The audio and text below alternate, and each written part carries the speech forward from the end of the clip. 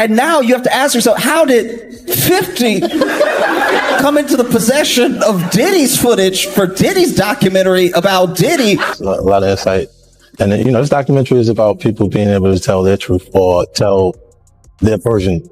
For years. And that leads to an important question. How did 50 Cent end up with footage that was originally recorded for Diddy's own documentary? At its core, the documentary is about people telling their side of the story and sharing their version of events. For years, Katt Williams was often dismissed as a comedian who simply said whatever was on his mind. Many people laughed off his comments, treated them as exaggerations, and moved on.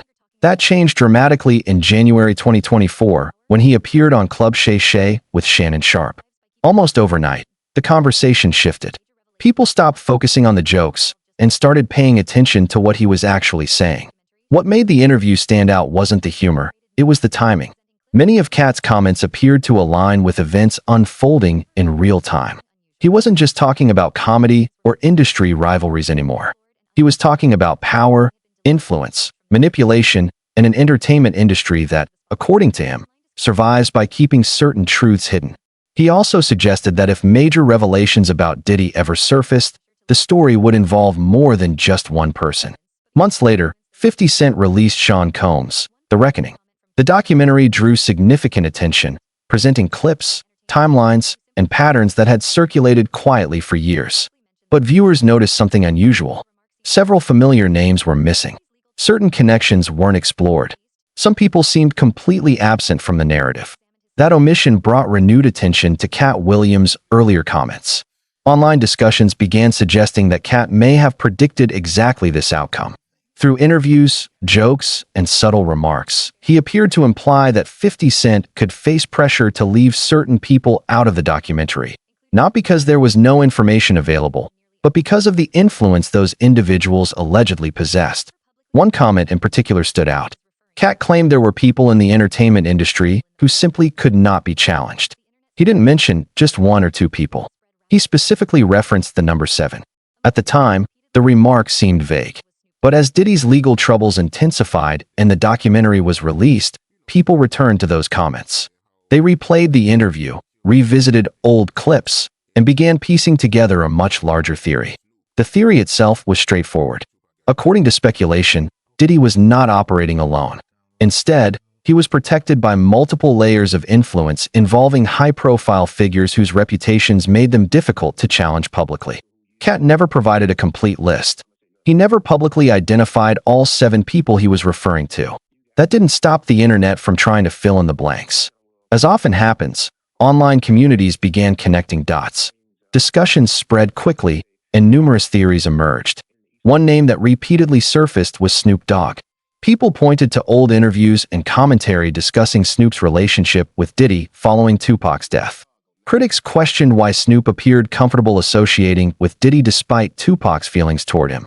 Others argued that as time passed, people changed, perspectives evolved, and relationships became more complicated.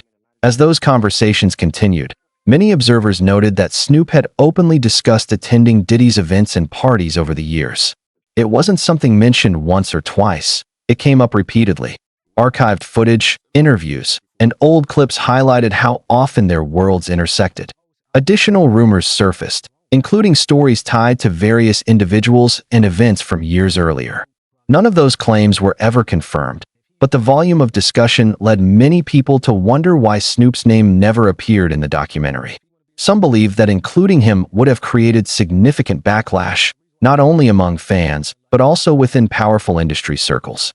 After all, Snoop is more than a rapper. He's a global brand, a businessman, and a cultural icon whose influence extends far beyond music. To some observers, that status appeared to place him beyond scrutiny. Kevin Hart's name also emerged in online discussions. Fans began examining his early career and the people connected to him during that period, especially around events commonly referred to as Flavor Camp. These gatherings were often linked to Diddy and described as environments where aspiring entertainers sought opportunities within the industry.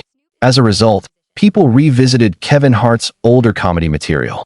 Certain jokes that once seemed harmless suddenly appeared different to some viewers, not as evidence of wrongdoing, but as moments that raised new questions.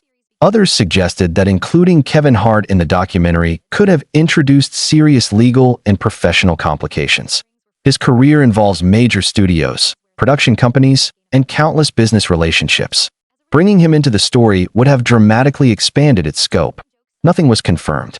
Yet the lack of clear answers fueled even more speculation. Even when Kevin later made jokes that appeared to reference Diddy's situation, observers noticed how carefully people reacted. The topic remained sensitive. Many felt that public figures were walking a fine line between acknowledging the controversy and avoiding deeper involvement. Another name frequently mentioned was Maze. His history with Bad Boy Records has been documented for years through contract disputes, public disagreements, and his eventual departure from the label. When allegations surrounding Diddy became major headlines, many expected Maze to speak openly. Instead, he remained relatively quiet. That silence became a story of its own. Some fans believe Maze knows far more than he has ever publicly shared. Others believe he simply chose peace over reopening painful chapters from his past. Either way, many viewed his absence from the conversation as significant. Meanwhile, discussions surrounding Meek Mill intensified after an audio clip surfaced online. The recording spread rapidly and immediately triggered debate. Some dismissed it entirely. Others took it seriously. Meek denied wrongdoing, but by then the speculation had already taken on a life of its own. Many online commentators argued that directly including Meek in the documentary would have introduced substantial legal risks. Potential lawsuits, defamation concerns, and platform liability all became part of the conversation. For those following the rumors, Meek represented another example of material that may have been left out, not necessarily because it lacked relevance, but because the risks were too great. At the same time, attention shifted toward younger artists who had crossed paths with Diddy early in their careers. Justin Bieber and Usher became frequent subjects of discussion. Both had professional relationships with Diddy during formative stages of their careers. Older videos resurfaced online, and many viewers began interpreting them differently than they had years earlier. Moments that once seemed ordinary were suddenly viewed through a different lens. When older interviews resurfaced alongside more recent public appearances, some people began questioning whether certain young stars had been protected by the industry while carrying experiences they never fully discussed. According to widespread theories, this may have been one area the documentary intentionally avoided. Not because it wasn't important, but because it involved individuals who may have been vulnerable. Bringing those stories into the spotlight could have caused more harm than understanding. As a result, those names remained largely absent from the project. Then there was Clive Davis.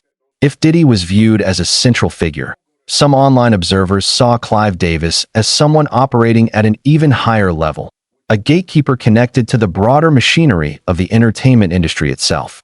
For those people, his absence from the documentary felt especially notable.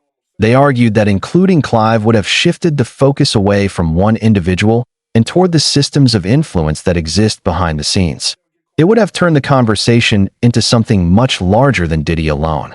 And according to that theory, that was the line that could not be crossed. The moment the discussion stops being about individuals and starts being about the structure itself, the stakes become much higher. Speculation deepened further when discussions emerged about alleged recordings involving unidentified celebrities. Various names were mentioned online, but little could be verified.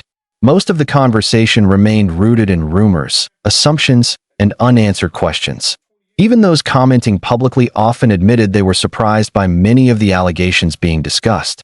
For some observers, Katt Williams' earlier remarks began to feel less like comedy and more like a warning. He never claimed the truth would be completely hidden. Instead, he suggested that it would be carefully managed. Certain details might be revealed while other pieces remained out of sight.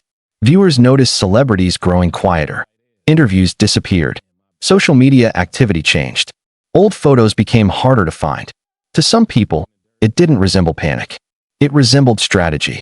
Whether or not 7 names were actually removed from the story, many felt the reaction itself revealed something important. Rather than defending Diddy, people seemed focused on creating distance from the controversy. And for many viewers, that became one of the most telling details. When silence spreads faster than facts, some believe it suggests the story reaches closer to home than anyone wants to admit. Katt Williams never presented himself as a hero. He described himself as someone who tells uncomfortable truths. And people who speak about complicated subjects often do so indirectly. Whether the alleged list ever existed or not, one thing became clear to many observers. Diddy's downfall did not occur in isolation. Instead, it opened a door. And behind that door, many believe, is an entertainment industry that still appears reluctant to fully examine itself. The question is no longer who may have been left out of the conversation. The question is who might never be mentioned at all. That brings us back to Sean Combs' The Reckoning. When discussing the project, the filmmakers emphasized how much time went into its production.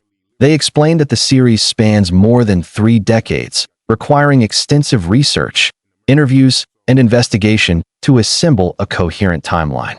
One of the most talked about elements was previously unseen footage showing the days leading up to Diddy's arrest. According to those involved, it was fascinating to watch someone who was under intense public scrutiny navigate those final days of freedom. The footage reportedly showed conversations with attorneys, interactions with his team, and moments that revealed how aware he was of public perception. Observers noted how focused he appeared on image management and how he might be viewed by the public as legal pressure continued to build. At the same time, there were moments where he seemed surprisingly relaxed despite mounting lawsuits and increasing scrutiny. For many viewers, seeing those reactions unfold in real time was one of the most striking aspects of the documentary. When asked about the footage, those involved acknowledged that what surprised them most was not necessarily Diddy's behavior, but the fact that so much of it had been recorded in the first place. Questions naturally followed. How was the footage obtained? Why was it filmed? What was the original purpose behind documenting so much of his life during that period? Those answers remained largely undisclosed. Meanwhile, Katt Williams' earlier observations continued to resonate with audiences. The more people revisited his comments, the more they believed he was describing a process rather than a single event. According to that interpretation, information isn't always hidden completely. Sometimes it is simply filtered. Certain stories move forward. Others remain behind closed doors. As the documentary gained attention, viewers continued debating the names that were missing and the questions that remained unanswered. Then another development added fuel to the discussion. Reports surfaced that 50 Cent possessed significantly more footage than what appeared in the documentary. While the series itself covered only a limited amount of material, claims circulated suggesting there were more than 100 additional hours of recordings. That revelation immediately sparked curiosity. If so much footage existed, why wasn't it included? Some speculated that additional interviews would be needed to properly contextualize certain events. Others wondered whether legal restrictions prevented certain material from being released. Another possibility was that ownership rights and permissions complicated what could be shown publicly. Whatever the reason, the existence of such a large archive fueled even more interest. According to reports, Diddy allegedly believed he would ultimately prevail in court and that the footage would one day become part of his own redemption story. If that was truly the intention, it could explain why so much material was recorded in the first place. Still, questions remain. What exactly is contained in those unseen hours? Would their release change public perception? Or would they simply reinforce what many people already believe? Even those discussing the footage publicly admitted they didn't know the answers. What they did know was that the existence of so much unreleased material only deepened the mystery surrounding the story. And for many observers, that mystery continues to be just as compelling as the documentary itself.